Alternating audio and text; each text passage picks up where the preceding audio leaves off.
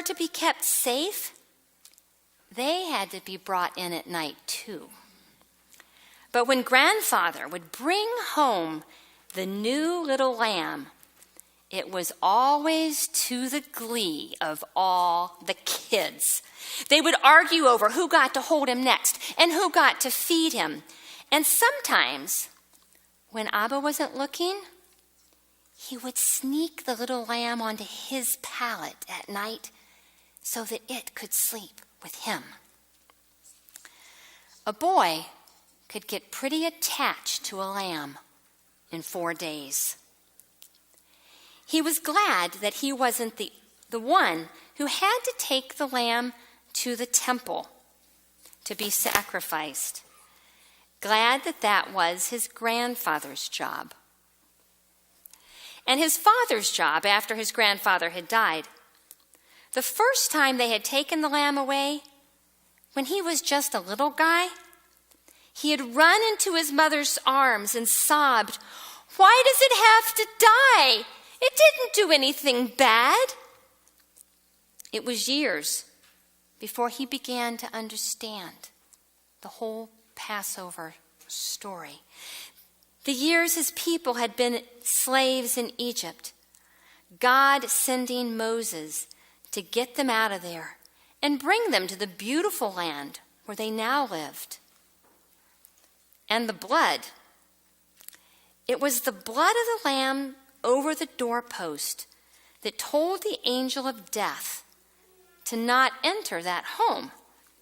He knew it was about the blood on the doorpost that saved people, but he never ceased to be horrified that the killing of the lamb had to be reenacted year after year after year. That was just way too much blood. After he turned 12, his father had invited him to accompany him when he took the little lamb to the temple. He still recoiled from the thought, but he knew that he was a man now, and that someday taking the lamb to the temple to be sacrificed would be his job. And he had to admit he was a little curious about the whole thing. You know, 12-year-old boys can be pretty fascinated by things that are kind of gross. You guys, don't worry about it. I'll just do without the pictures. Are you expecting a slide right now? Because it's not even showing on the screen. Well, then the next one. The first one is black. But it's not coming.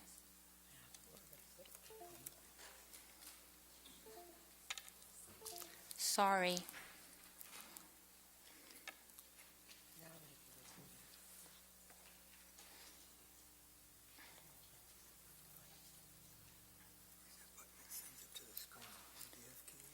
Just don't worry. We'll go ahead without the pictures. It's okay. Technical difficulties. Oh. Ta-da. Thank you. What side? Who? It was there. It was a phantom lamb.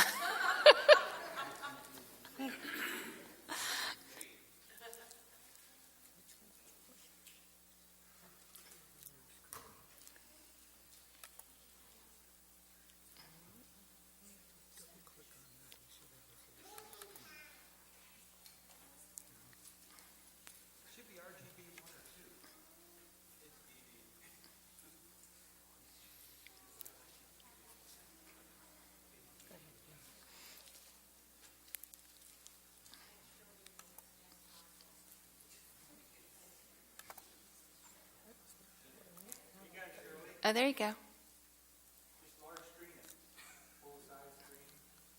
Pull it back to...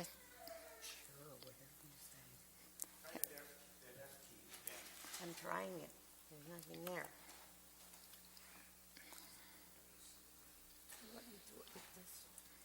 Yeah, just go to there. There you go. And full size to the... Just go to slideshow. Mm-hmm. You just go over to...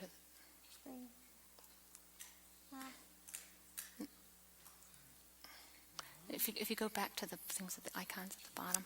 Yeah. Not that one. That's that one right there. That one? Mm-hmm.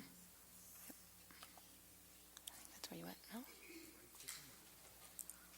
I'm clicking on it. What is this like? Window screen, black, white.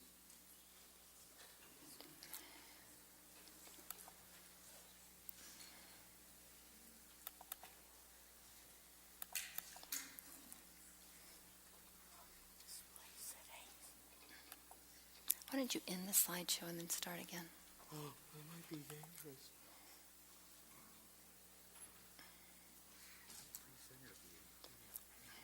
There you go. Now down there at the bottom. Yes, right there. That's what I want to see. No, why can't we do that? Just go.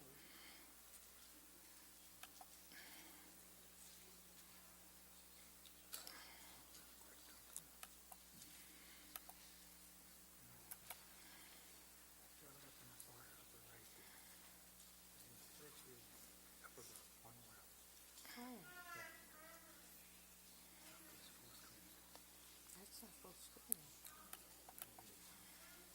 This is full screen down here. So, your shortcuts.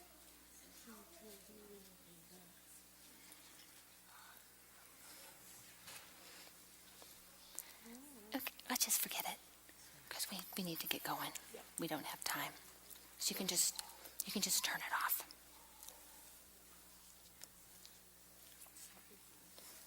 I apologize. Don't know what happened. It really did work first service.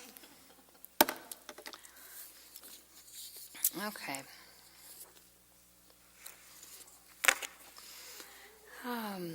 After he turned 12, his father had invited him to accompany him when he took the little lamb to the temple.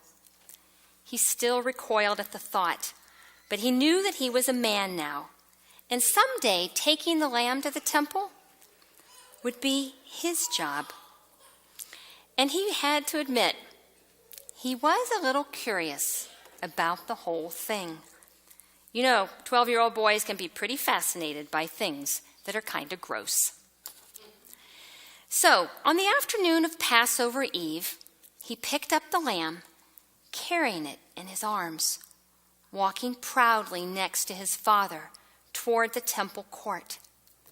He had been in the temple court many times before, but never had he seen it quite so crowded with men, with lambs, and with wide-eyed boys much like himself.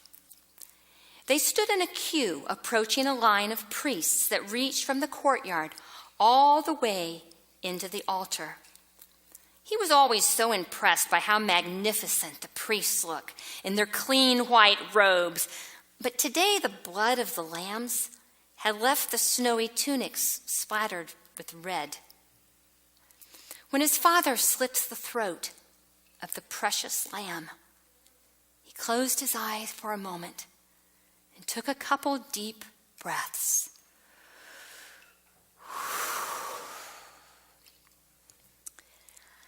And when he opened them again, the gold-rounded cup that the priest was holding was full of deep red blood, and the little lamb lay lifeless in his father's hands. The priest passed the blood up the row of the priests, the last priest sprinkling the blood on the altar. As they put the lamb's body on a stick to butcher the body, he assisted his father with the process. This certainly wasn't the first animal he had helped skin, and he was old enough to help. But this time they had to be very careful not to break any of the bones of the little animal as they worked. They removed the fatty parts that were salted and taken back to the fire on the altar, and the sacrifice was complete. As they worked, the Levites were singing the words of the Hallel. I love the Lord because he hears my voice and my prayer for mercy, because he bends down to listen. I will pray as long as I have breath.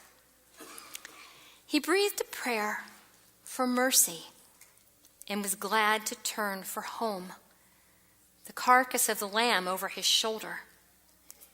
His mother was waiting when they arrived and said not a word about his bloody clothes and his grimy hands.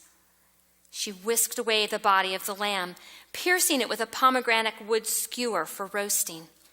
Soon, all would be ready for the Seder dinner, the Passover feast. When the sun went down and the new day began, his family would gather together around the table and celebrate the victory of his people over evil, and enjoy the roasted lamb with bitter herbs, unleavened bread, and wine. If the crowd was big, the roasted lamb might not go too far, but everyone would at least have a piece the size of an olive. Then they too would sing the Hallel. Death wrapped its ropes around me. The terrors of the grave overtook me. I saw only trouble and sorrow. Then I called on the name of the Lord. Please, Lord, save me. Yes, every year for as long as he could remember, Passover was a high point of the year. And the years had been even better since he had been following the rabbi. Ever since the rabbi had called him to be a follower 3.5 years ago, it kind of seemed like everything had more meaning. The 2 previous Passovers they had shared had been times of calm joy and intimate conversation. Being part of Jesus' ministry meant long, exhausting days and some pretty long nights, too. It seemed like they were constantly surrounded by people in need. And when they had a chance to finally just all be together, just the 13 of them, it was a wonderful time of special camaraderie. The rabbi had been under an unusual amount of stress in the last year. So many misunderstood him, and they all needed the freshness of this Passover, the comfort of the tradition, the words of victory, the reassurance of the power of God. But as they climbed the steps to the upper room, everything was just off from the beginning. The master seemed to be in a funk, unusual for him. Peter and John had been in charge of making all the arrangements for the meal. They had sacrificed and roasted the lamb, gotten the herbs, the unleavened bread, and the wine. They had arranged the couches and the pillows. It was always a little tense as they chose their seats. Jesus was at the head of the table, and everyone wanted the seats of honor next to him. It hadn't helped that James and John had made the ridiculous request to sit on his right and left hand when he established his kingdom. Now sitting on either side of him seemed even more important than usual. And then, the major disaster. Peter and John had arranged for water. They had arranged for towels. But who knows what happened to the servant who was supposed to be in charge of the washing? Each disciple raised an eyebrow and with shifting eyes looked at the man next to him. How appalled each of them was when the rabbi removed his outer robes, poured the water, and began handling their filthy feet. When Jesus came to him, he felt dirtier than he had ever felt in his life. Worse than the first sacrifice when he returned home covered in blood. His pride shamed him. Something inside of him was too proud to let Jesus wash his feet. But another part of him was too ashamed to not let Jesus wash his feet. With tears rolling down his cheeks, he quietly submitted. He didn't like the subdued atmosphere. Everyone seemed embarrassed, humbled, yet so touched by the tender love of Jesus. The rabbi looked at them with eyes full of love, eyes that seemed to hide myriads of thoughts he was longing to share. Yet, he was quiet. The Passover feast began, but the atmosphere was strange, so different from the victorious celebration he was accustomed to. The story of the angel of death passing over the homes of the Israelites in Egypt was told, and the blood of the lamb, the blood on the doorposts, saving all those who were covered within. There was a long pause. As they were eating, Jesus took some bread and blessed it. Then he broke it in pieces and gave it to the disciples, saying, "Take this and eat it, for this is my body." And he took a cup of wine and gave thanks to God for it. He gave it to them and he said, "Each of you drink from it, for this is my blood, which confirms the contract between God and his people. My blood is poured out as a sacrifice to forgive the sins of many." The disciples' head was swirling. He understood about the blood of the lamb on the doorpost, saving the Israelites in Egypt. But why was Jesus talking about his blood? What did he mean that his blood was going to be poured out? His mind flashed back, and he was 12 again. The limp, bleeding lamb in his Father's hands. Suddenly he shuddered with foreboding. The voices of the disciples united in the Hallel. How kind the Lord is, how good he is, so merciful this God of ours. The Lord protects those of childlike faith. I was facing death, and he saved me. Let my soul be at rest again, for the Lord has been good to me. And then they went out into the night. The events of the next few days were totally unbelievable, unfathomable.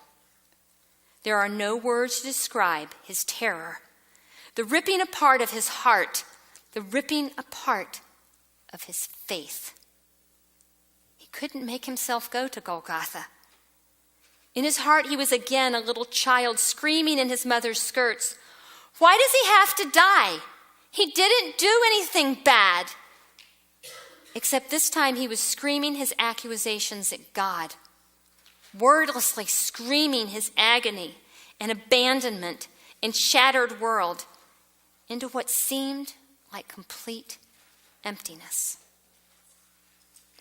When the stories started drifting around that the rabbi had walked out of the tomb, it was all he could do not to laugh. A dry, hard, cynical laugh. They lost their minds.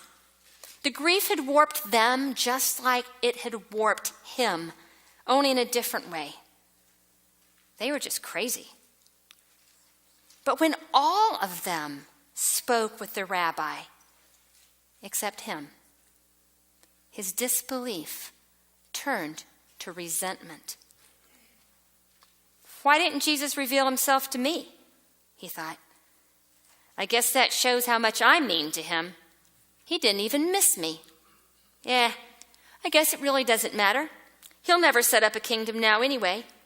He's nothing to me."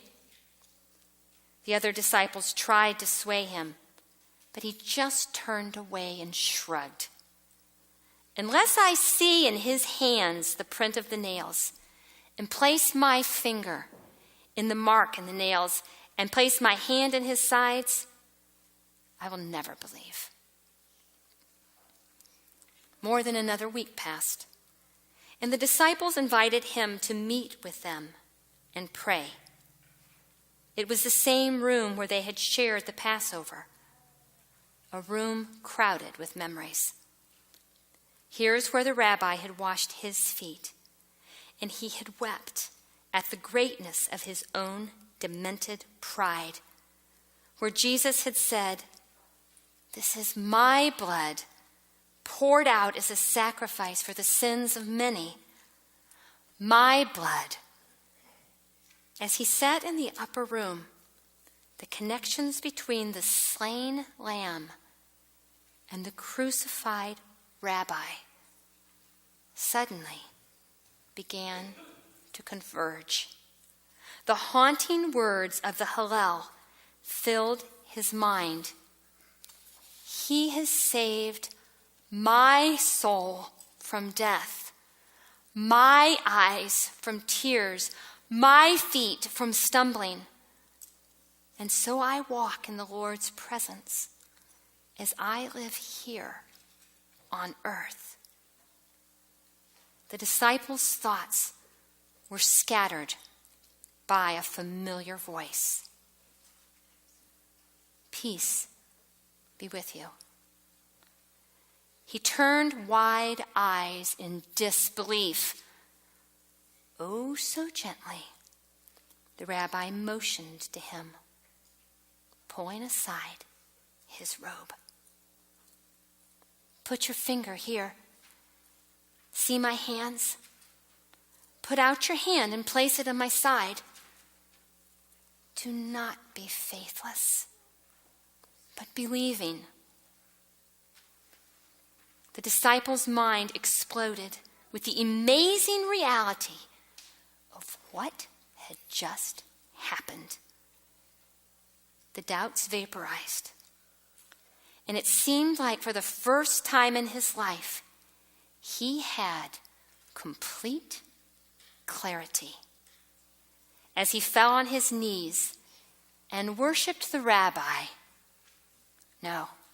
worshiped the Messiah, he had never been more sure of anything in his life. My Lord and my God. As we separate to also share in the foot washing ceremony, I pray that you will also know the truth, that the blood was for you, and that he is your Lord and your God in a life-changing kind of way. We have several places where we have this special ceremony. Downstairs there is a place for the men to go, a place for the women to go, and a place for families. If some of you are not able to descend the stairs, there is a room in the back